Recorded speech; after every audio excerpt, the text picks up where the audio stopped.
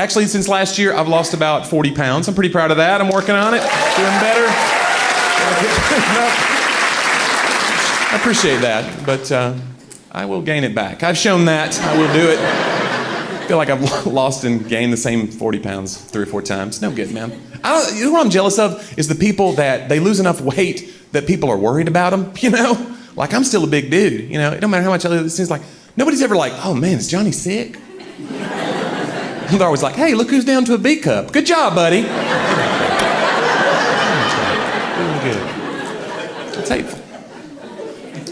We joined a gym, my wife and I, we joined a gym. It was pretty cool. It's intimidating there, though. I haven't been in a gym in a while, man. I wasn't ready for that, man. There's people that just like, oh, they're in there all the time, you know? And I just turned 40. There's a guy in there who looked like he's about my age, but he looked kind of like what I would look like, you know, like if I cared. He's all ripped, you know? And he had like the cool shaved head. I guess he was going bald and he just shaved his head, you know? You need to know what kind of head you have if you're going to try that move, by the way, gentlemen. You need to know what kind of craters you're working with back here. But he was looking so good, and I felt bad about myself until he turned around. When he had fat rolls on the back of his neck, I gotta tell you, it made me happy. Because the way I see it, I may never have a six-pack up here, but at least I ain't got a pack of hot dogs in the back. That is just... holding on to that. Oh, man. But at least I don't over-spiritualize. I think it's interesting when people over-spiritualize their struggles. It's clearly like their flesh, you know what I'm saying? Like, everybody struggles with food stuff. It's America, man. But there's a guy in my church, he's bigger than me, and he comes to me and he's like, man, Johnny, pray for me, man. My self-control is just under attack. Just pray for me. I feel like my self-control is just under attack. It's like, buddy, I saw you at the buffet, okay? That plate of ribs was under attack. You know what I'm saying? That is shrapnel coming off the side. But like I said, I'm a Christian, so I eat Chick-fil-A. You gotta eat Chick-fil-A if you're a Christian, right? Chick-fil-A people? Right. Gotta do it. Gotta do it. They love the Lord. They're closed on Sundays. That's how you know. Maybe they're just lazy. We don't know. But I've been trying to do better, but the thing is, like, I was drinking these shakes at Chick-fil-A with my meal. I didn't know. I was like, well, this is dairy. This got to be good for me, right? You know, I'm getting my milk group, whatever that is, you know. Then I come to find out, these things are 1,300 calories. In a shake, a drink, 13. Guys, it was all I could do to finish the second one. These things are thick. But sometimes I find myself, I eat Chick-fil-A like breakfast, lunch, and dinner. That's when you know you got a problem, you know, man. They got chicken biscuits, fried chicken for breakfast. That's America right there, first of all. Take that, Al-Qaeda. But here's the thing.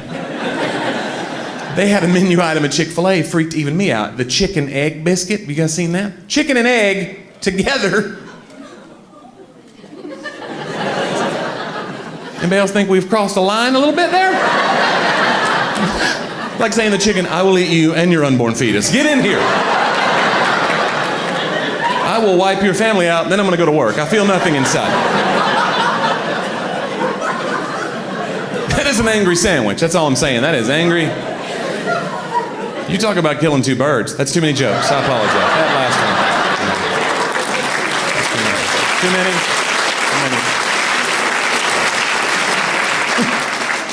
Some of these places you go in, the fast food places, they try to trick you in there. You go into McDonald's, you're like, I'm going to do good today. I'm going to get the grilled McChicken, and go ahead and give me a Diet Coke with that.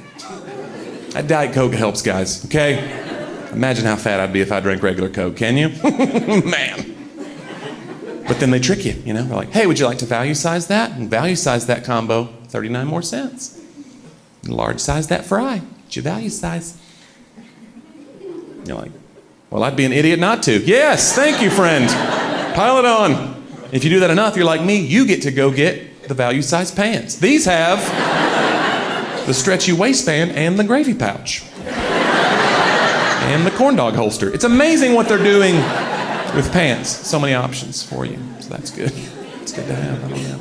I think it's weird too when you try to get in shape, but you find out that it's not really about health anymore. You're just I think we're just obsessed with beauty, you know, in this country. We're just kind of tied up. And I think it even affects the way that we feel about animals that we eat versus the ones we won't, you know. And I found that out when I went on a missions trip with my church to Southeast Asia. And they eat dogs and cats in Southeast Asia, right? And everybody's freaking out. Why would they do this? No. What a bunch of savages. Because those are our pets, you know. We're just hanging up in the market. Because we don't fry up cute stuff here. We got rules. Right? It's got to be a little funny looking, you know? It's the rule. And the funnier looking it is, I've noticed, the crueler we will be and not even think about it, you know? Think about it like a lobster. Boil it alive! Boil him! It's weird. What are you, a Bond villain? Stop it. I can't eat lobster anymore. A buddy of mine made it for me at his house. You ever have that happen? He's like 5 feet from me in the kitchen. So I hear the sound of the lobster going down into the pot. This whistling, screaming sound comes out. I was like, I'm out of here. I can't do it. He comes out all defensive. Johnny, settle down. First of all, that's not a scream, okay? That's just a physiological reaction. That's air escaping. Air is escaping. I said, that's what a scream is.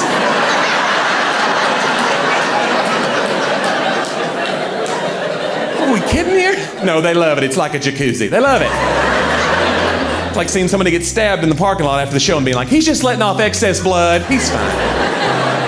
He had a lot of blood.